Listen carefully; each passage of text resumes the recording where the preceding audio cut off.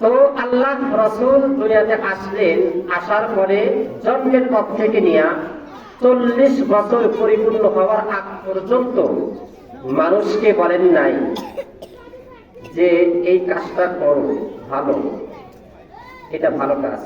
কোন মানুষকে বলেন নাই এই কাজটা করো না, এটা ভালো না, বলছেন। 40 বছর পরিপূর্ণ হওয়ার আগে তিনি কাউকে কোনো কথা বলেন নাই, খারাপের কথা বলেন নাই, ভালোর কথাও বলেন নাই। কথা বুঝতে পারছেন মুরব্বি?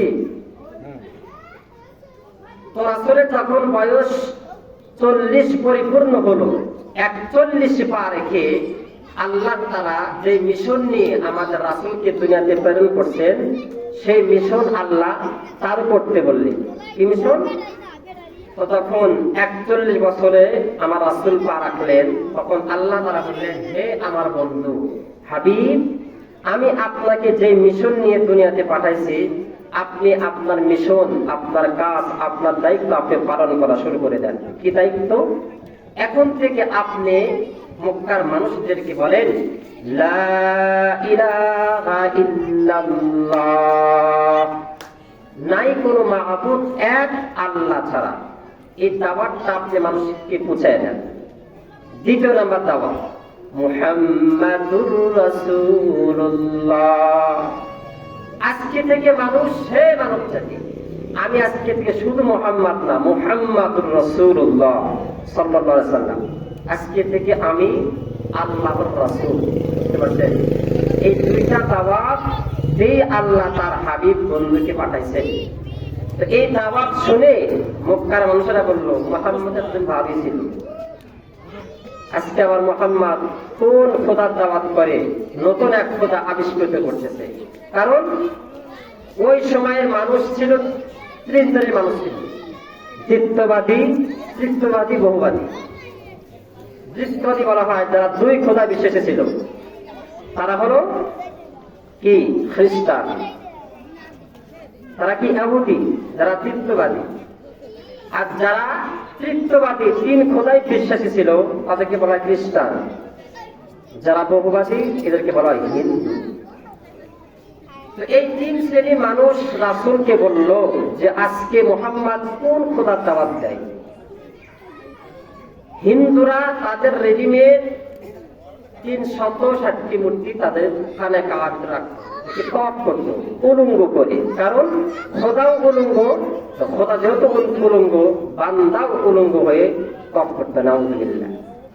তো এই সময় আমার আপনার হাবিব মুহাম্মদুর রাসূলুল্লাহ সাল্লাল্লাহু আলাইহি সাল্লাম এক খোদার দাওয়াত দেন।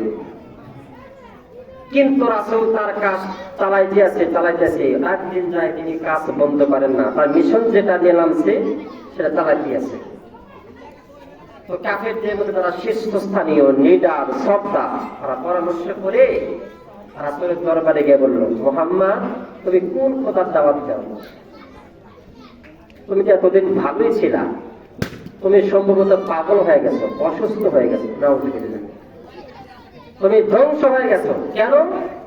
আমরা আগের থেকে আমরা নিজে হাতে গড়া, হাতে বান্দা, আমাদের খোদা বানাই আমরা তপ করি। আমরা বিভিন্ন গাছদেরকে তপ করি, মাছদেরকে তপ করি, চন্দ্র তপ করি, সূর্য তপ করি, এগুলো আমাদের খোদা।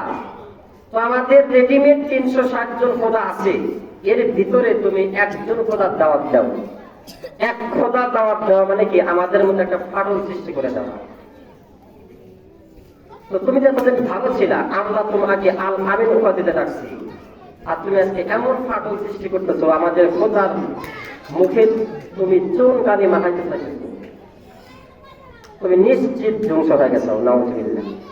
তো আল্লাহ একটা সিস্টেম ছিল, উনি কোনো কথা নিজের থেকে বলতেন, ওয়ামা ইয়ানতিকু আনিল হাওয়া ইন হুয়া ইল্লা ওয়াহয়ুন ইউহা। উনি কোনো কথা নিজের থেকে বলতেন না যতক্ষণ আল্লাহ তার রাসূলকে দিয়ে না বলান।